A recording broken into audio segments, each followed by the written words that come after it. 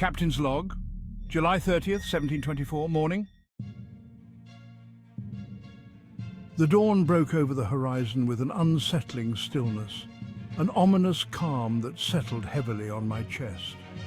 I awoke to the distant sound of cannon fire, deep, reverberating booms that shook the very timbers of the Krakens' revenge. The crew was already stirring, confusion and fear etched on their faces as they scrambled to gather their weapons and respond to the threat. The initial shock was replaced by a grim determination as I rushed to the quarterdeck. In the cove, where the ghostly ship of the Goulon had been anchored, the prey for Mojo was firing, the ship tearing itself apart, flickering between this reality and the next. But this was not just a ship. The crew aboard looked like the dead Captain Shanks and his men, their faces rotten with fury. I could see them moving about the deck, barking orders, their forms flickering between this world and the next. "Captain, they're firing on us!" David shouted, his voice cutting through the chaos. I turned my gaze back to the cove, where another cannonball soared through the air, splashing into the water near our hull. I grabbed a spyglass and aimed it at the prey for Mojo. What I saw sent a chill down my spine. Men moving about the deck, shadows of their former selves, faces frozen in expressions of rage and desperation. It was as if they were caught between the living and the dead, bound to the ship by some dark magic. "Prepare to return fire," I barked, but deep down a nagging fear whispered that we were outmatched. The crew of the prey for Mojo had risen from their watery graves, and the Goulon had allied with them. The air was thick with the scent of gunpowder and the urgency of survival. Midday. As the first cannon fired again, sending a splintering shock through the ship, I rallied the men to their positions. They moved with a frantic energy, fear gripping them, but driven by a fierce desire to defend our lives. The reality of our situation, a nightmare in flesh and cannon fire. I took my place at the helm, commanding the ship to maneuver closer to the cove where the prey for Mojo lay waiting with its spectral crew. The sea roared as we veered through the waves, the ship responding to my every command with an alarming agility.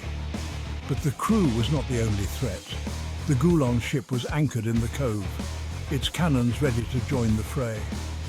The men shouted orders as we loaded our own cannons, the heavy iron balls glimmering ominously in the sunlight. I could see the twisted faces of Shanks' crew clearly now. They were the remnants of men who had once sailed alongside us, their souls claimed by the darkness of the island. As the ghostly forms loaded and fired their cannons, the sound of the booming shots echoed in my ears. "Captain!" David yelled, his eyes wide with terror. "They're coming for us! We need to retreat!"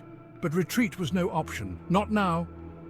I had a chance to confront my past, to face Shanks, to find answers. "Steady your aim!" "We fight back," I shouted, steeling my resolve. I could feel the weight of our decisions pressing down on me, the sins of the past coming back to haunt us. The first round of cannon fire erupted from the Kraken's revenge, the blast ringing through the air like thunder. I watched as the shot struck the prey for Mojo, the spectral ship shuddering under the impact. Shanks' crew retaliated immediately, their cannon fire echoing across the cove, the air thick with the acrid smell of smoke and gunpowder. Evening. The battle raged on, a violent ballet of cannon fire and desperation. Men screamed and the sound of wood splintering filled the air as cannonballs struck the hull of the Kraken's revenge. I fought alongside my crew, barking orders, loading cannons, and pushing back against the shadows of our past. Yet, in the midst of the chaos, I began to understand. This was not merely a battle against Shanks and his spectral crew. It was a confrontation with our very souls. Each cannon blast seemed to echo with the memories of lives lost and debts unpaid. I felt the weight of every action we had taken, every decision made in pursuit of treasure, of glory leading us to this moment. Then I saw him, Captain Shanks, his figure looming over his men, commanding them with a ferocity. A talisman of his past, and the rage etched onto his face was unmistakable. His eyes found mine, and for a moment it felt as if the world around us faded away. There was a silent understanding between us, a shared history of betrayal, greed, and ambition. "Tony!" he shouted, his voice a ghostly echo in the winds. "You think you can escape the past? We are bound to this island now." The words struck me like a physical blow. I felt the weight of his accusation. Was it true? Had my pursuit of treasure and glory led us to this cursed fate? "Shanks!" I roared back, my voice ringing out across the tumult. "We don't have to be bound. We can break this cycle." "Break it? You think that's possible? The gold you seek is not treasure, it's a curse. We are all bound to this fate, and you will join us." With that, he raised his sword, and I felt a surge of anger rise within me.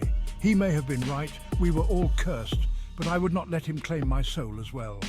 I rallied my men, determined to push through this spectral fog, to fight not just for our lives, but for our freedom. As the battle continued, I spotted movement from the corner of my eye.